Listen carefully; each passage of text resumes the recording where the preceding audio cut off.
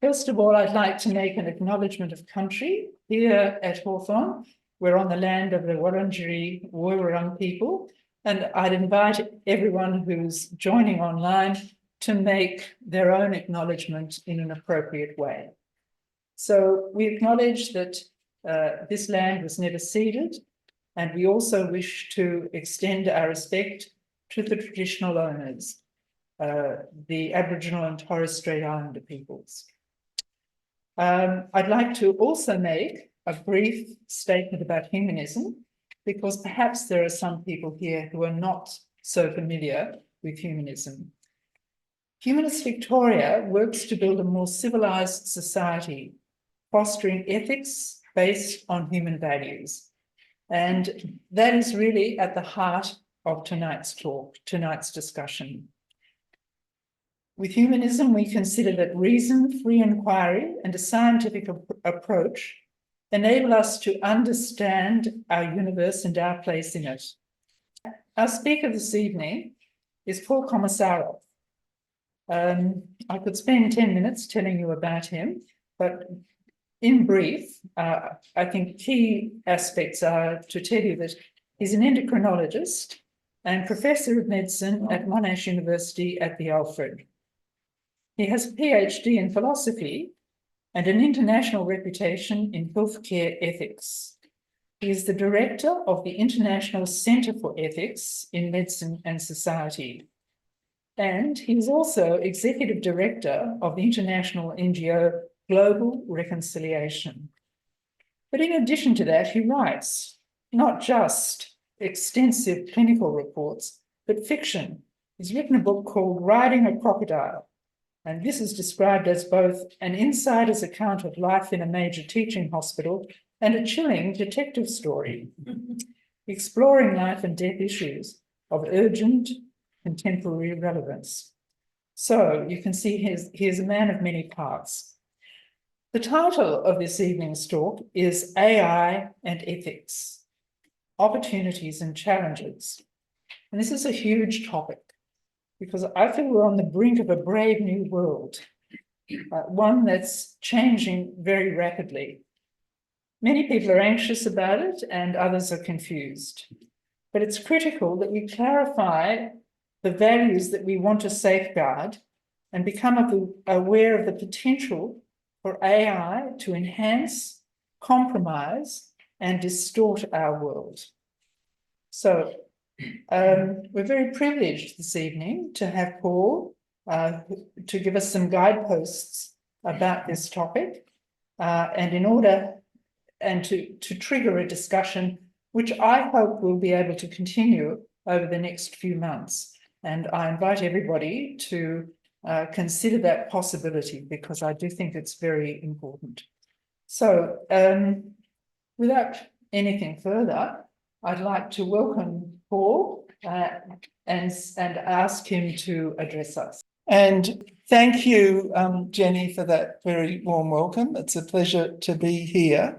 And I'm going to just try to raise a few issues about artificial intelligence with you. Some of them are more complex and difficult to understand than others. If anyone wants to interrupt or raise a question, please feel free to do so. I love interruptions. I've got lots of slides. I don't have to get through the whole talk. Whatever is of interest to you, I'm happy to go with it.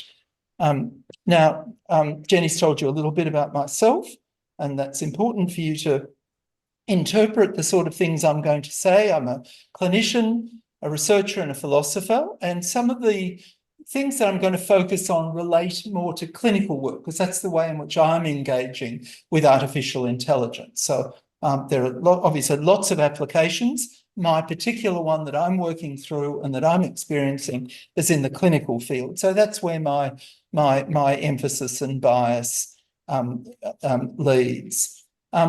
So these are some of the books I've been involved in. Jenny's mentioned Riding a Crocodile, my novel, but my interests are really quite extensive. They include science, they include medicine. We published a book on The Voice before the disaster of the referendum, and so on. This is riding a crocodile, and this is one of the pictures from one of the illustrations. There's a very talented artist called Miranda Burton who actually did some sort of cartoon pictures like this. And this is the anti-hero, if you like, of the novel who's pondering the terrible perplexities of the modern world, which is exactly what we're doing here now. I'm going to start by a few definitions, just so we know what we're talking about. Has anyone heard of the Turing test? Is that, yeah. So you know what it is? Yes, as you say there, it's a device that you communicate with by speech or by some other way, and you converse, and it converses back to you. And if after a while you think that you're talking to a person, then you deem that device to be equivalent to a person. So the test is that you can't distinguish between the two. That is, that the computer does as well as a human being. And so the idea is that computers are either matching or even overtaking us in terms of the things that we do cognitively, in terms of the way in which we think, the way in which we deal with new ideas, the way in which we manage data, and so on. Interestingly, the idea arose in the late 1940s. Alan Turing was a famous mathematician, an English mathematician. I'm sure you've heard about him. He's one of the fathers of modern computing. There's a film about the Enigma code that he helped break during the war. Interestingly, the Turing test arose from a parlour game that was popular in England at that time, where someone hid behind a screen and you passed notes to them, and there was a response. And then you had to look at it. And it wasn't about a human versus a computer. It was about whether, if you read the answers, you could tell if that person was a man or a woman. So that's the origin of the Turing test idea. We talk about artificial intelligence. What's intelligence? Intelligence, here's one definition amongst a great many. It's got something to do with a mental ability for reasoning, problem solving, learning, those sorts of things that I've got here. Artificial intelligence, there's lots and lots of definitions. I've quoted McCarthy here, who's the person who supposedly introduced the term originally, but it's something to do with a device that actually does those sorts of things that we call intelligence. Now, it's big news at the moment, and I'm just going to flick through a few scientific articles. Nature is one of the preeminent scientific journals.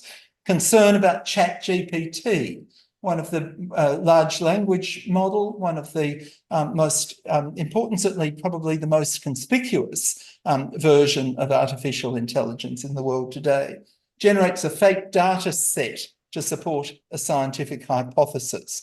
Why machines can't be moral. This is by a philosopher at Monash. Decolonial theory is socioeconomic foresight in artificial intelligence. What's the link between artificial intelligence and our cultural and political viewpoints? Threats by artificial intelligence to human health and human existence. Surely we're taking for granted that this is a benefit to us, not a risk or a danger. Can medical algorithms be fair? This is an ethical question. Once we've actually established these automated ways of thinking, how do we ensure justice, fairness, equality, all those sorts of things that humanism stands for? Can we be sure that they're built into these automated machine forms of thinking? Popular algorithms know better at predicting crimes than random people. This is important because artificial intelligence has been used in the United States quite extensively, as it turns out, to try and identify perpetrators of crimes. It's happened that the algorithm, I'm going to talk about algorithms in a minute, they can distinguish between the faces of white people very precisely, but they're not just designed to do so when the person is of a different race, black or Hispanic, as a result of which a number of people have been jailed on the basis of facial recognition from artificial intelligence that's later proved to be spurious. you can see that there are pitfalls all over the place. Nick Cave came last year, talked about the commodification of the human spirit. That was a big story in the news that you might remember. So why is it that we're even interested in artificial intelligence? Well, it's really the sort of power of it, the computing power can calculate rapidly and reliably in ways that human beings could never do. It's able to calculate huge amounts of data in a fraction of a second, and the speed and the capacity are rapidly increasing. So, clearly, surely this is a good thing, or surely it's beneficial. So I said, I'm a physician, so I'm focusing on health. Here are a whole lot of areas in which artificial intelligence may contribute to health. Can help with diagnosis, and in fact, this is really the one area in which artificial intelligence at the moment is very successful. And that includes image analysis of radiographs and so on, pattern recognition, decision and treatment support, helping with diagnosis, helping decide on treatments, on drugs that might be given. I've got other things here. I won't go through them all in detail. Drug discovery, clinical trials.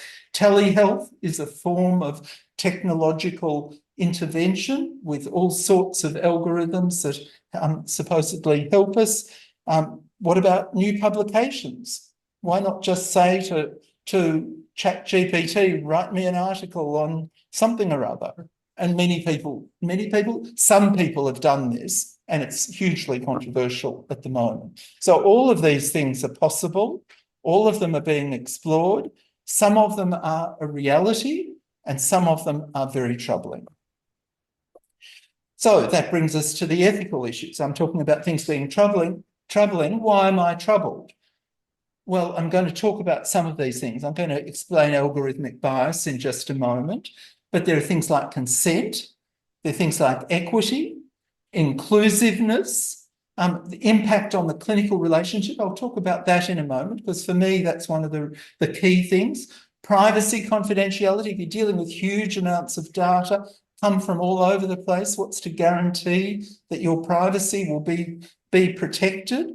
What about if things go wrong? Who takes responsibility here? How safe are they? To what extent can we actually guarantee that these things are doing the sort of things that we dreamt them up to do?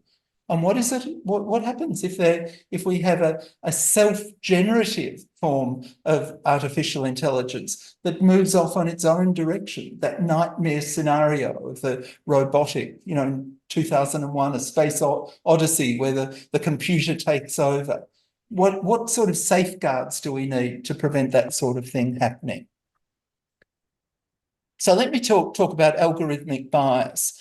Do people here familiar with that term? Okay, so I'll explain it a little bit. All computer programs depend on algorithms, which are rules. In the current setting with ChatGPT and more contemporary forms of artificial intelligence, they can be rules about rules. So they can be very, very complex. But basically, you've got to tell the computer what to do.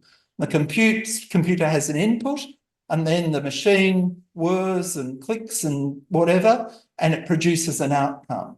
That process, according to which the input of the data is converted into outputs, is the algorithm. It's a series of rules according to which the process operates. Someone's got to write the program. It's got to come from somewhere. As I said, it may not be as simple as saying if you have a certain input, you multiply it by 2 or 20 or something of that sort. It might be more complex. Obviously, it is these days. And as I always said a minute ago, it's not just about rules. It can be about rules, or even rules about rules about rules. So it can get really complicated. But nonetheless, ultimately, someone had to have written the program. So where did the programs come from? I told you a minute ago about the facial recognition programs that have put black people in jail unjustly in the United States. Someone wrote a program in which they tried to conceive how to recognize a face, and they used as their model a white face, not a black one. That's a bias, isn't it? And you can easily see from what I've already said how things can quickly go very wrong. So here are some other examples, and these are big and important and troubling ones. Robo-debt was an AI algorithm. They had an algorithm about how to identify people who owed the Commonwealth money. They pressed a button and then they sent out 1 million letters. And as we know, it was illegal, it was unjust, people committed suicide, people were ruined. This was a result of an algorithm gone wrong. Someone wrote the rule and the rule was mistaken. It was embedded in the computer and it was replicated on a massive scale. Driverless cars have to make decisions. What if you're, heading towards a group of people? What does the driverless car do? If you're a driver, you've got to make a decision about which way you turn and so on. So there have to be decisions, and someone's got to write that. In the Obama presidency that went from 2008 to 2016, the United States started a drone program in Pakistan. I'm sure people have heard about this. And the idea was to identify Taliban militants. And it was in the sort of northwest of Afghanistan, sort of northwest of Pakistan, northeast of Afghanistan, just near the Khyber Pass. And it was thought that the Taliban were using Pakistan as a safe haven. The border's very porous and so on. So this is really where drone technology came from. It's very familiar to us now because it's in Ukraine and it's in the Middle East, it's everywhere. But at that stage it was new. And so drones are planes that are automated. They don't have a pilot. They're operated from far away in the United States, in this case from San Francisco. And they fly and they identify patterns on the ground that tell them that this is a group of Taliban terrorists which they bomb. And they did that, killed lots of people. Turned out that there was a slight problem, and that was that the pattern that looks like Taliban terrorists on the ground is exactly the same as the pattern that's represented by wedding parties.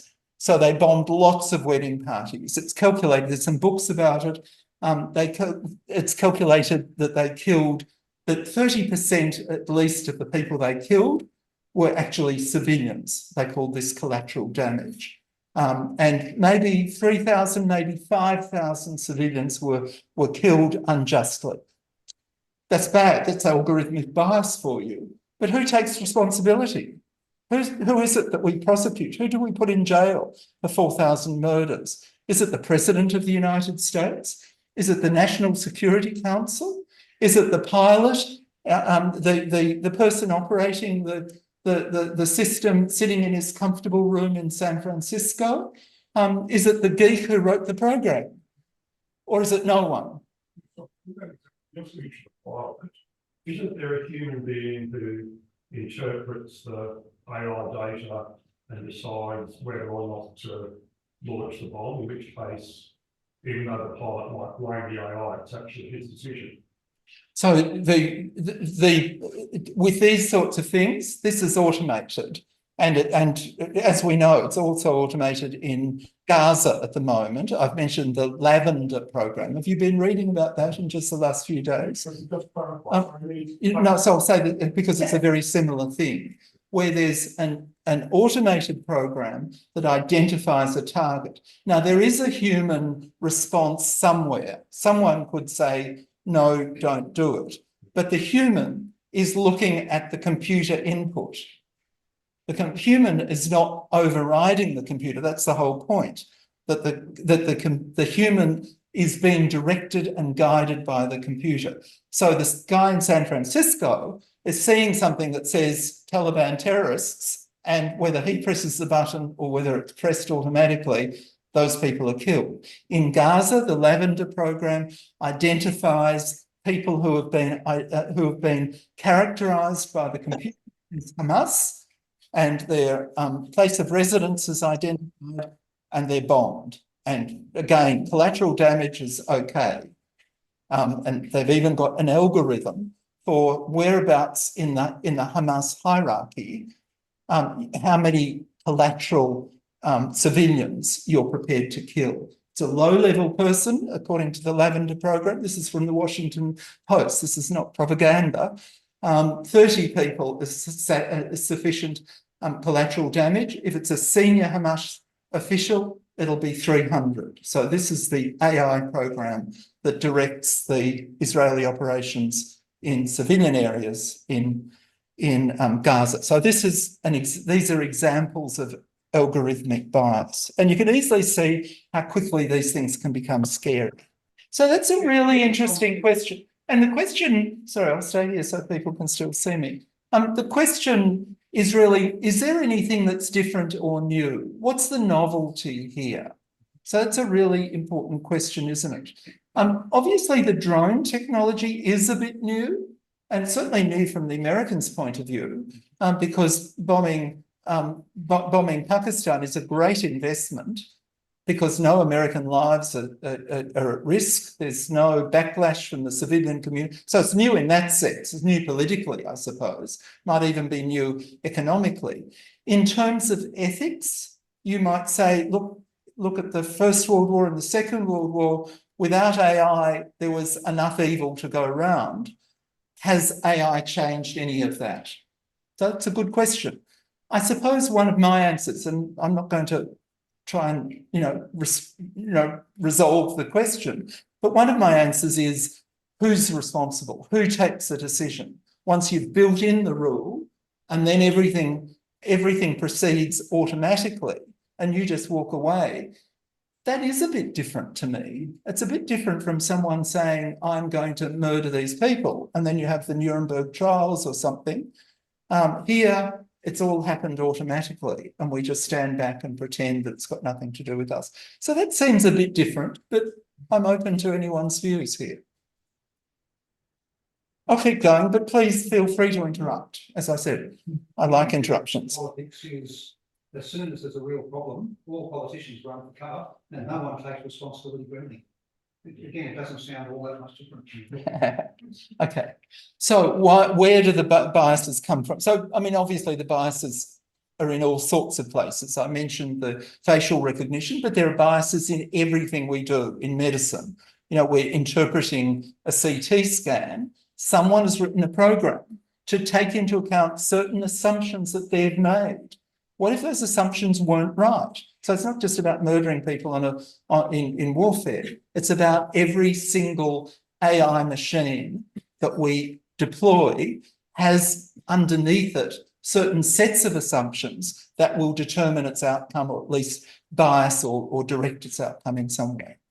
So biases in data sets, raids, these are the sort of things I've been talking about. Biological assumptions, these are the kinds of things that can happen in medicine. Biases built into applications of the technologies themselves, cultural, ethical, other kinds of assumptions. And it can lead to lack of transparency, lack of accountability or responsibility, lack of fairness, all sorts of things, lack of trust. So these are problems. Maybe some of them aren't really new. I'm going to change tack here a little bit and talk about the application of AI in medicine. And here's again, this has been big news recently, over the last 6 months. So it's an article in Nature. Google AI has better bedside manners than human doctors. And there was a study about AI replacing doctors. And I have to say, I've been in China, where they can process huge numbers of, obviously large numbers of people, huge populations, and very advanced technologies. And in one clinic I went to, it was almost completely automated. So the patients would come in, they'd go to a computer, they'd answer questions, they'd put in their symptoms, they'd press a button, they'd go to a hole in the wall, and they'd collect a medicine, and they'd leave without ever having spoken to a human being. So it's a fully automated medical system. And you can imagine China's miles ahead of anyone else here. And it works well. They can provide healthcare to unimaginable numbers of people. But is that medicine? Do we want that? Clearly, it can do certain things, but what about the things it can't do? Would AI then start training medical students? Of course, and it's used in that, absolutely. Lots of programs in relation to that. I'll just give you an example. This is one actual paper that came out earlier this year in the Journal of the American Medical Association. And this is, so these are sort of scientific papers, and if you find them a bit impenetrable, let me know. But this one was actually pretty simple, comparing physician and artificial intelligence chatbot responses to patient questions posted to a public social media forum. It's as simple as that. So some people write to social media forums and say, I've got this medical problem, and then a doctor will look at it and will write back and say, this is what I think you should do. Nothing really unfamiliar about that. And so what this study did was that it compared responses made by physicians in one of these social media things with the same question being put to ChatGPT. And they compared them. And then they had a group of evaluators to look at the answers blinded, and they said which was better and which was more sympathetic and which was more empathetic. And guess what? They that had 195 exchanges, but the evaluators thought that the chatbot, the ChatGPT, did better than the humans in a huge overwhelming majority of cases, and it was even much more empathetic. So amazingly enough, here's an example, and I'll be interested to hear what you think of this. So the question was, I mean, it's a pretty trivial, facile question, but it's not I wasn't the one who did it. So the question is a question about the risk of dying following swallowing and ingesting a toothpick.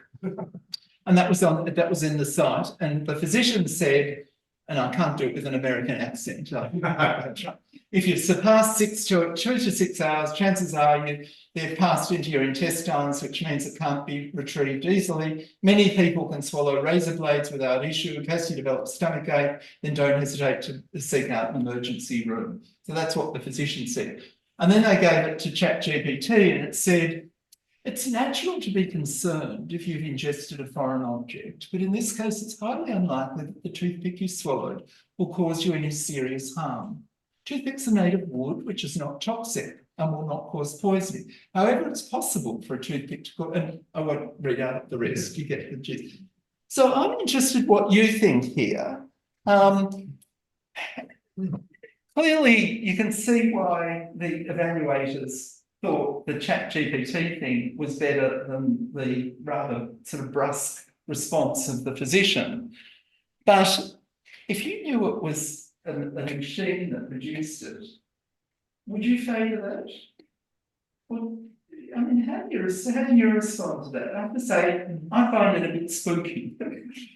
Except for a machine trying to be sympathetic and kind. Yeah. It's not in some ways all that different from computers that play chess and backgammon. They outclass humans because they've got massively large memories. That's really all medical advice is based on, massively large memories. But the medical advice for both of these is identical. It's not about the medical advice here. It's about something else, isn't it? It's about patience. It seems like that one has more patience. And the machine has more patience and it's kind of holding back, listening and holding back what the patient is saying. Yeah, how would you respond if you, and knowing, of course, that it was a machine that was doing it? Sorry. Yeah. Actually, it's a slight off topic. This reminds me, I read somewhere that generally you're better off going to young doctors because for a simple problem, the old doctors might say, oh, I've seen this thousands of times, this is the problem, this is the solution. Whereas the young doctors like think, that's interesting. I remember studying this at medical school, it's probably this, but it might be that, or it might be something else. I'll ask you a few more questions and perhaps recommend some tests. So the ChatGPT is acting more like the inquisitive young doctor, whereas the doctor in that example is obviously a cynical old doctor It just wants to Yes, sort of get rid of the trivial patient. That's interesting, but one thing that you said that's interesting is that the ChatGPT is acting like a particular kind of human being. Well, If no, you it's were actually interacting, it's the ChatGPT has time to write a detailed response, whereas the doctor who wrote that is in a hurry. can a machine be empathetic? No, but it can be programmed to mimic empathy. If you were reading that and you knew it was a machine, would you feel warm and secure? Well, Yes. well, I know. That's the question, isn't it? Yeah, not every old doctor is the same.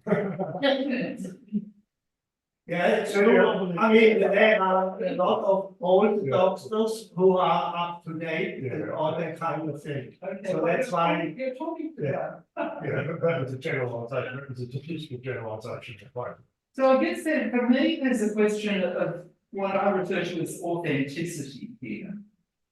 If I saw something, and this is just me, and I'm really interested in, there's obviously differences of opinions in the room. If I saw something and I knew it had been constructed according to a formula, clearly someone's written a program to show ChatGPT how to sound nice to people. I don't think I would be moved. I don't think I'd be reassured, but other people here would be. I suppose I don't know whether you're, talking in a kind of humanistic framework. But when I look at that, it's partly from having been involved with performing arts. Look, if you've got a video camera that, one of the Mac or whatever has had millions of dollars to put behind the development of, weight of it is, minuscule, the way it works is incredible, its quality of, image and so on. And then you get people in the room who are trying to create something, in real time and space. The economics of those things simply just can't be compared. We just don't have that kind of money to spend on life, development of life performance. But it feels a little bit the same here. Like if you've got, it's an economic question, even though medicine is relatively well endowed for all sorts of reasons. The computer field is way beyond that. And don't forget, the computer does this in a fraction of a second also. So the question of someone's feelings is one framework, but the Yeah. question of economics. Look, that's a really important point, that the question is, what are the criteria according to which we're judging this?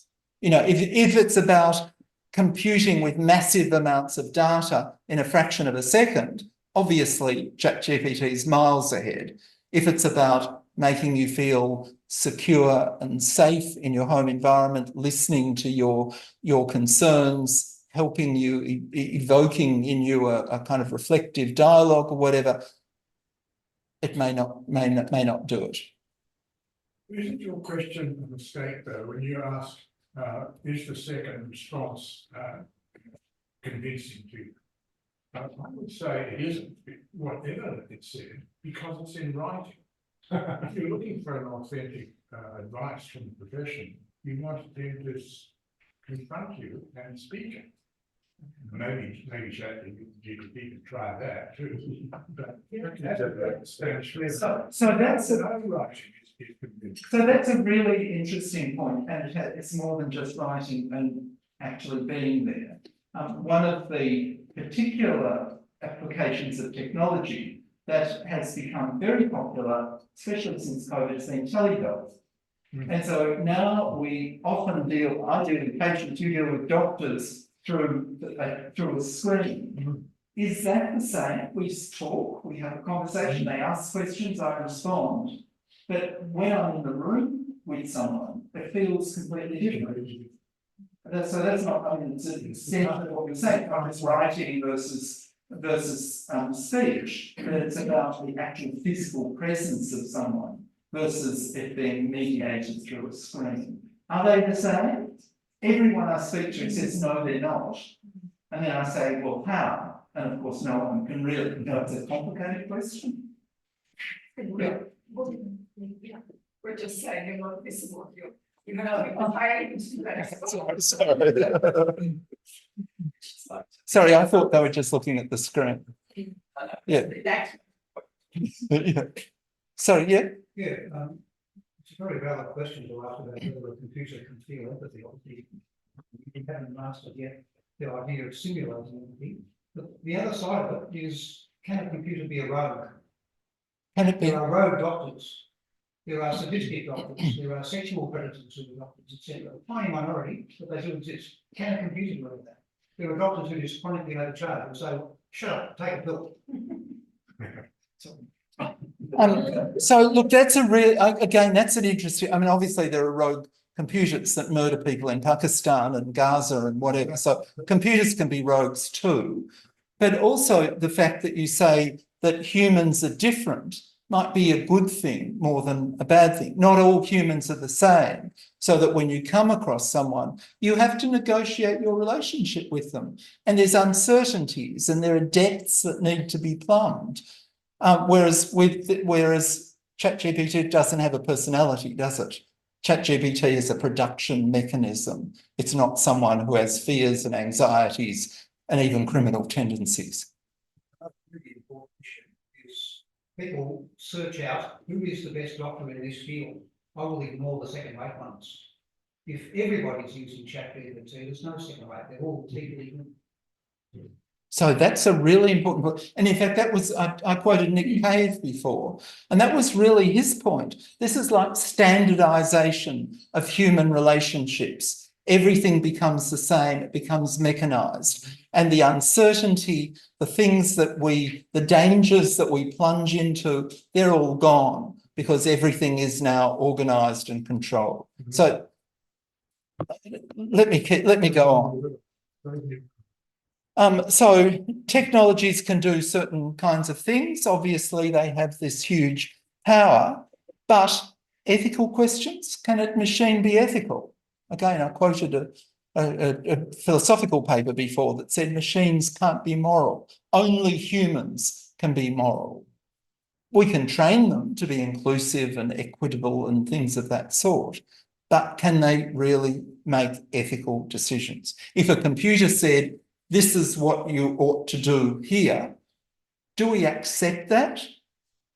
Whereas and how do we respond? If a human says, I think, what the Israelis are doing in, the children they're killing in Gaza is wrong, we can have an argument with them and we make a decision. Could a computer tell us whether what the Israelis are doing is right or wrong? What about if I put it into ChatGPT? Is it justified for 14,000 children to be killed? In what would ChatGPT? Maybe it would say on the one hand, on the other. Or... Wouldn't it need to? I mean, isn't it the difficulty that it's nuanced and what are the things? What's the hierarchy of considerations in this situation, and why does that hierarchy exist for you at that time? So there's, and I just wanted, I'll maybe just answer this and then I'll go on to the last part of the talk. It'll only take a few minutes. I want to tell you about some research we've been doing. But that's an interesting point there too. There's no clear, definitive answer to an ethical question. When we engage with someone about ethics, we appeal to them, we have a discussion, we argue, we engage in dialogue with them. Can we engage in dialogue with a computer? There's a really important point, and that's certainly about the large language models. The way they work is on probabilities, on the probabilities of the appearance of words or strings of words. And of course, they call on this huge, massive, unimaginably large database in order to predict what will come next. So the idea of truth that underlies ChatGPT and other large language models is one that's based on probabilities. That's not how we think of truth. Truth isn't a Gallup poll. where you just look at all the things that have been said and average them out and say, this is what's true. That's what ChatGPT does. We listen, we talk, we doubt, we engage in talk. So it's a different, so that gets me to this last part of the talk, where what I'm asking is what I've got down here. Can AI actually ever pass the Turing test? Could it be the case that there can be, we can pose questions, we can look at them, and we can say there is no difference between how the computer is thinking and what a human being would say? So that's the question. And so we've been doing a bit of research, and this is a project of a very talented PhD student of mine called Emma Fellman. And this is one part of it. She's interested in a whole lot of other things about artificial intelligence. But the question was, can ChatGPT pass the Turing test? So that's a big thing. It's been discussed, and everyone said, finally, we've made it. You know, this is as good as a human, fraction of a second, big data, all that sort of stuff. So that's exactly, so I'm just finishing. These are we've made most of the conclusions. I've talked about algorithmic biases at some length. We talked about the effects on clinical care, and here are some of the questions, such as the ones here. What can AI do and what can't it do? What are the limits to artificial thinking, if there are any? Will it ever be able to think like a human being? What about, as you say, ChatGPT Mark 15? Will that be different, or is it just inherently not possible?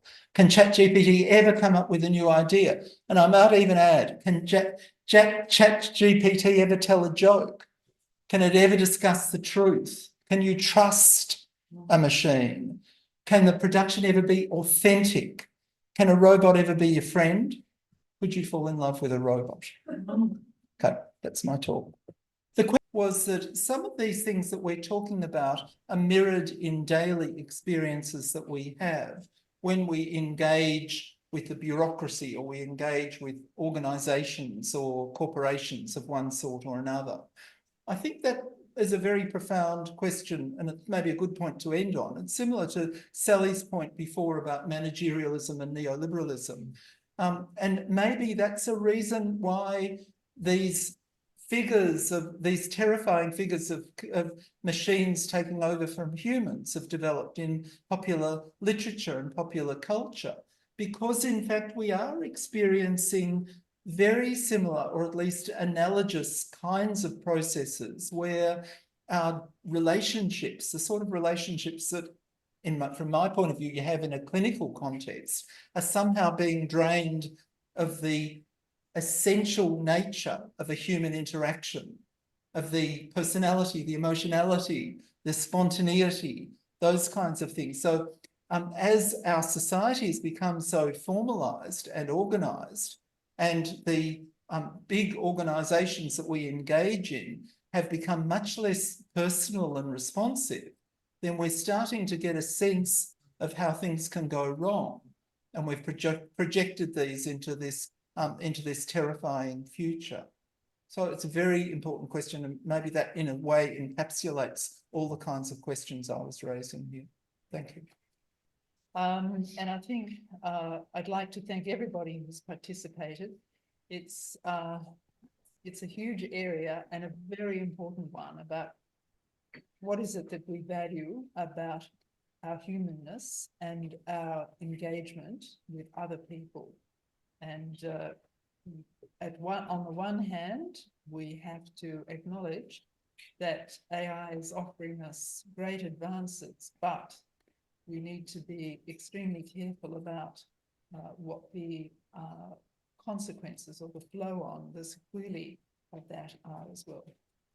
So please join with me in thanking him for a very interesting evening.